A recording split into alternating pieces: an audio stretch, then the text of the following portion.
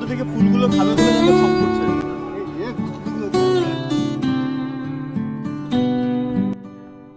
Pocket ভরা টাকা থাকলে মনে হয় এর থেকে বেশি তাড়াতাড়ি পুজোটা হয়ে যেত। হেই হ্যালো বন্ধুরা, গুড মর্নিং। তোমরা সবাই কেমন আছো? আশা করি ভালো আছো, সুস্থ আছো। আরও একটা নতুন ভিডিওতে তোমাদেরকে স্বাগত জানাই।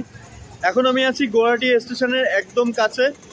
এই হোটেলটাতে আমি কালকে রাত্রিবেলা ট্রেন থেকে নেমে রুম নিয়েছিলাম এবং এখানটাতে কিছুক্ষণ সময় কাটিয়ে আবার ফ্রেশ হয়ে স্নান করে বেরিয়ে পড়েছি কামাখ্যা মায়ের মন্দিরের উদ্দেশ্যে।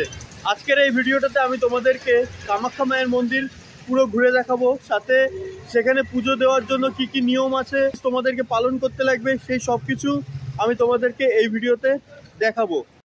তো বন্ধুরা, আমার পেছনেই রয়েছে গুয়াহাটি স্টেশন, আর এই গুয়াহাটি স্টেশনের জাস্ট একটুখানি কাছে, মানে স্টেশন থেকে বেরিয়েই দেখো এখানটা প্রচুর গাড়ি আছে, যেই গাড়িগুলোতে করে এখন আমরা যাব কামরূপ কামাখ্যা মায়ের মন্দিরে।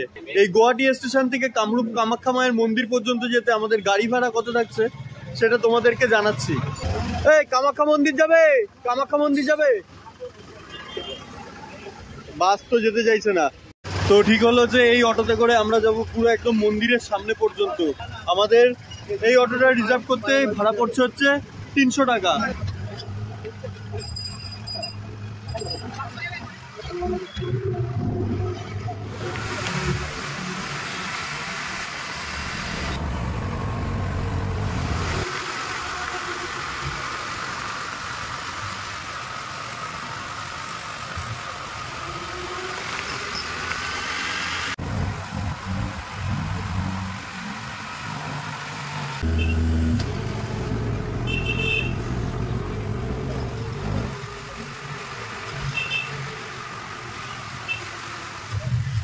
গুয়াহাটি স্টেশন থেকে 60 টাকা অটো ভাড়া দিয়ে এখন আমরা এসে পৌঁছেছি পুরো কামরূপ কামাখ্যা মায়ের মন্দিরের সামনে।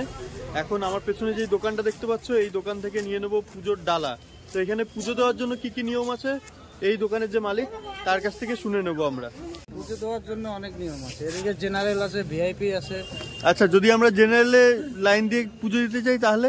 জেনারেল লাইন দিয়ে পুজো দিতে গেলে এখন বর্তমানে কুপন নিতে হবে, কুপন নিয়ে জেনারেল লাইনে আগে ঢুকতে হবে। আচ্ছা, আর যদি ভিআইপি লাইনে যাই? ভিআইপি নিলে ওটা 500 টাকার টিকিট, ওটা মন্দিরের ভিতরে। আচ্ছা, ওখান থেকে নিয়ে ওদিকেই দর্শন হবে। আচ্ছা, তো তোমরা শুনলে যে এখানটায় পুজো দেওয়ার জন্য কিরকম লাইন আছে। তো এখান থেকে ডালা নিয়ে নিচ্ছি, হলো পুজোর ডালা। পুজোর ডালাতে আমাদের দিয়েছে একটা নারকেল, জবা ফুলের মালা, ধূপকাঠি, মোমবাতি, একটা চেলি কাপড়, সিঁদুর আর নারকেল। এই যে এইখান থেকে রয়েছে কুপন কাটার লাইন, মানে লাইনে দাঁড়ানোর জন্য কুপন কাটতে লাগবে। তো এইখান থেকে যাব ভেতরে, গিয়ে কুপন কাটবো। এই পাশ থেকে মন্দিরের ভেতরে ঢুকে কিন্তু এখানটাতে রয়েছে জেনারেল লাইনের যে কুপন কাউন্টার, সেই কাউন্টারটা। এখানে জেনারেল কুপন কাটার জন্য কিছু নিয়ম আছে। তোমরা যারা সকাল সকাল আসছো তারা কিন্তু অবশ্যই প্রথমে এসে এই জেনারেল কুপন কাউন্টার যেটা, সেটায় লাইন দেবে, নাহলে কিন্তু প্রচুর ভিড় হয়ে যাবে। এখানটায় 8টা থেকে কুপন দেওয়া চালু হয়। তো এখন মোটামুটি বেশ ভালোই ভিড় হয়ে আছে। সময় এখন 7:30 বাজে। লাইনে তো দাঁড়িয়ে আছি, আর আধা ঘন্টা পরে কুপন দেওয়া চালু হবে। এই কুপনটা একদম নিঃশুল্ক, তোমাদের কাছ থেকে কোনো রকম টাকা পয়সা নেওয়া হবে না। আর তোমরা যদি স্পেশালভাবে ভিআইপি লাইনে পুজো দিতে চাও, তো তোমরা মন্দিরের সামনে, একদম মায়ের মন্দিরের সামনে 501 টাকা দিয়ে স্পেশাল লাইন দিয়ে কিন্তু মায়ের পুজো দিতে পারবে। আমি জেনারেলে পুজো দেবো। ঘড়ির কাটার সময় সকাল 7:45, আর আমাদের এখন জেনারেল কাউন্টারের থেকে কুপন দেওয়া শুরু হলো। এই যে কুপন দিচ্ছে, এখন কুপন পেয়ে গেছি। এখন তাড়াতাড়ি করে যাচ্ছি মন্দিরের সামনে, যেই লাইনটা সেই লাইনে দাঁড়াবো। মানে যত তাড়াতাড়ি গিয়ে দাঁড়াবো তত তাড়াতাড়ি পুজোটা হবে। ওইখানটা গিয়ে একবারে তোমাদের সাথে আবার কথা বলছি। কামাখ্যা মায়ের মন্দিরে পুজো দিতে এসে জেনারেল লাইনে খুব সুন্দর একটা নিয়ম দেখলাম। এখানটা কিন্তু বেশ 3 ধাপে মানুষদেরকে, মানে যারা পুণ্যার্থী তাদেরকে ছাড়া হচ্ছে। প্রথমে 1 ধাপ মানুষকে এরকম একটা খাঁচার মধ্যে, আমার পেছনে দেখতেই পাচ্ছ, এরকম একটা খাঁচার মধ্যে দিয়েছে। এটা হচ্ছে 2 নম্বর খাঁচা। সামনে রয়েছে 1 নম্বর খাঁচা, আর আমার পেছনে রয়েছে 3 নম্বর খাঁচা। তো প্রথমে 1 নম্বর ছাড়বে, তারপরে আমাদেরটা 2 নম্বর, তারপরে 3 নম্বর। তো এই করে করে আমাদেরকে যেতে হবে ওই মন্দিরের মেন লাইন পর্যন্ত। বন্ধুরা, এখন আমরা এসে পৌঁছলাম 1 নম্বর খাঁচায়। মানে এই খাঁচাটা আগে 2 নম্বর ছিল, খালি বোর্ডটা চেঞ্জ করে দিল, 2-এর জায়গায় 1 করে দিল। তো এটা যেহেতু এখন 1 নম্বর খাঁচা, এখান থেকে আর কিছুক্ষণ পরে আমাদের ওই মন্দিরে যাওয়ার মেন লাইনে দেওয়া হবে।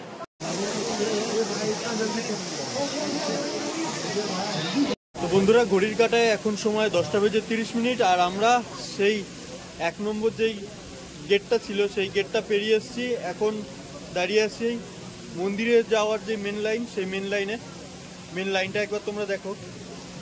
সামনে কত লোক আর পেছনেও কত লোকজন রয়েছে, মানে প্রায় অনেকটাই লাইনে দাঁড়াতে লাগলো। অনেকটা সময় লাইনে দাঁড়িয়ে আছি এখনো, জানি না কতক্ষণ দাঁড়াতে লাগবে।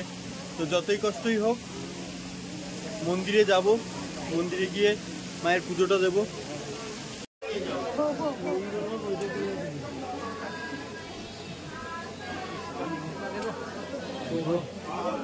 প্রায় 5 ঘন্টা লাইনে দাঁড়ানোর পরে অবশেষে মন্দিরের একদম কোনা দেখতে পাচ্ছি, একটা অংশ দেখতে পাচ্ছি।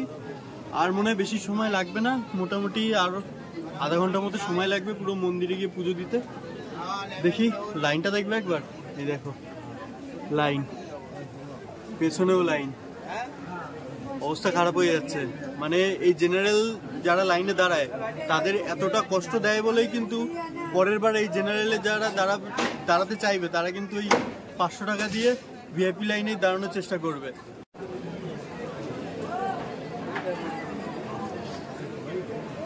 মন্দির এত কাছাকাছি, কিন্তু মন্দির পর্যন্ত পৌঁছতে গেলে ওই যে লাইন শুধু ওই রকম ঘুরে ঘুরে ঘুরে ঘুরে এই এসছে।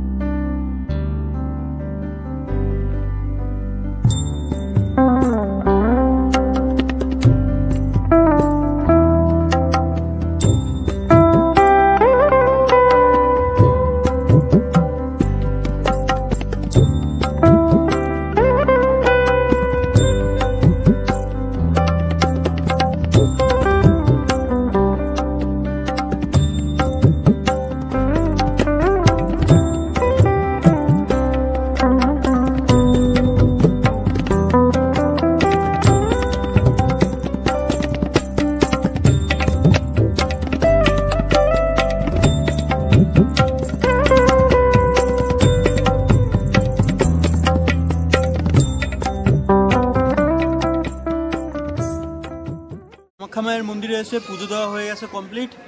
সেই সকাল 7টার সময় লাইনে দাঁড়িয়েছিলাম আর এখন বাজে 3টে। তো প্রায় অনেকটা টাইম লেগে গেল। এখন বাকি যারা আছে তারা লাইনেই দাঁড়িয়ে আছে, ওরা পুজো দেবে, ততক্ষণ আমি এখানটা ওয়েট করছি। এখানটা সব কিছুই ঠিক ছিল, বাট কিছু কিছু জায়গা মনে হচ্ছিল যে যারা জেনারেল লাইনে দাঁড়াচ্ছে তাদের যেন একদম অবহেলার চোখে দেখা হচ্ছে। মানে খুব কম সংখ্যক, খুব কম টাইম কিন্তু জেনারেল লাইনের লোকদের ছাড়া হচ্ছিল। ওর জন্যই হয়তো এতটা টাইম লেগেছে। যারা 500 টাকা 1000 টাকার স্পেশাল পুজো যারা দিচ্ছে তাদের কিন্তু তুরন্ত একদম হাতে টাকা দিচ্ছে, এদিকে পুজোও হয়ে যাচ্ছে। তো এটুকু বুঝে পারি না যে এরকমটা কেন হয়। ভক্তি ভরা মন নিয়ে এসেছি, তো এত লেট করে যদি পুজো হয়, পকেট ভরা টাকা থাকলে মনে হয় এর থেকে বেশি তাড়াতাড়ি পুজোটা হয়ে যেত। মন্দিরের ভেতরের থেকে মন্দিরে আসার জন্য জেনারেলের যে লাইনটা সেটা একবার তোমরা দেখো। ঠিক এই কোণার থেকে শুরু হচ্ছে, এরকম ঘুরে গিয়ে এই যে তারপরে হচ্ছে পুরো এরকম ভাবে গিয়ে পুরো ওই পাশ দিয়ে ঘুরে ঘুরে আসতে হয়। কামাখ্যা মন্দিরের পাশাপাশি কিন্তু এখানে আরো বেশ কয়েকটা ঘোরার জায়গা আছে। তো তোমরা যারা এখানে পুজো দিতে চাও তারা কিন্তু একটা দিন শুধুমাত্র এই মন্দিরে পুজো দেওয়ার জন্যই রেখো। আর যারা কামাখ্যার আশেপাশে যেই সাইট সিনগুলো আছে সেগুলো করতে চাও তারা কিন্তু পরের দিন, পুজো দেওয়ার পরের দিন সেই সাইট সিনগুলো করে নিতে পারো। যেমন ওই পাশে রয়েছে নদীর মধ্যেখানে রয়েছে হচ্ছে একটা দ্বীপ, দ্বীপের মধ্যে রয়েছে একটা মন্দির টাইপের। তো ওই মন্দিরে গিয়ে তোমরা ঘুরে আসতে পারো। এখানটা রয়েছে রোপওয়ে, 100 টাকা করে নেয়, যেটা হচ্ছে তোমাদের ব্রহ্মপুত্র নদীর ওই পারে নিয়ে যাবে। তো সেটাও একবার চড়ে দেখতে পারো, বেশ ভালো মজার জিনিস আছে এইখানটাতে। আর মন্দিরে আসলে সত্যি মন্দিরটা খুবই সুন্দর। এইখানটায় এলে একটা দিন যে কিভাবে কেটে যাবে তোমরা ধরতেও পারবে না। এই হনুমানগুলো এক্ষুনি কিন্তু আমার এই ফুলের ডালা নিয়ে পালিয়ে যাচ্ছিল, তো তোমরা একটুখানি এদের থেকে সাবধানে থাকবে, খুব দুষ্টু হয় এরা। কি তোর নাম কি? এই নাম বল, নাম বল, নাম বল, নাম বল। এই দেখো আমার পেছনে দাঁড়িয়ে আছে, এই ফুলের ডালার মধ্যে থেকে ফুলগুলো খাবে বলে দেখো ছক করছে। একটা দে নারকেল নিয়ে নিয়েছে। হ্যাঁ আচ্ছা ঠিক আছে খাবো। তো বন্ধুরা এখন বেরিয়ে যাব মন্দিরের বাইরে। এই চলে এসেছি যেখান থেকে বাটা কিনেছিলাম সেই দোকানের সামনে। এখান থেকে বাটাটা একটা প্যাকেটে ভরে নেব। সাথে ভিডিওটা আমি আজকে এখানটাতেই শেষ করব। এই ভিডিওতে আমি তোমাদেরকে দেখালাম যে কামাখ্যা মায়ের মন্দিরের পুজো যদি তোমরা জেনারেলে দিতে চাও তো তোমাদের কতটা সময় লাগতে পারে, কতটা লাইনে দাঁড়াতে হতে পারে, প্লাস কিভাবে তোমরা জেনারেল লাইনে দাঁড়িয়ে পুজো দিতে পারবে, কিভাবে তোমরা ভিআইপি লাইনে 500 টাকায় পুজো দিতে পারবে। আজকের ভিডিওটা তোমাদের কেমন লাগলো সেটা আমাকে কমেন্টস করে জানিও। ভিডিওটা যদি তোমাদের ভালো লেগে থাকে তাহলে অবশ্যই একটা লাইক করে দিও। এরকমই নতুন নতুন কিছু ভিডিও পাওয়ার জন্য আমার এই ছোট চ্যানেলটিকে সাবস্ক্রাইব করে প্লিজ আমাকে সাপোর্ট করো। কালকে আবার নেক্সট এপিসোড নিয়ে আসছি আমি, মেঘালয় ট্যুর। তো এখনকার জন্য টাটা।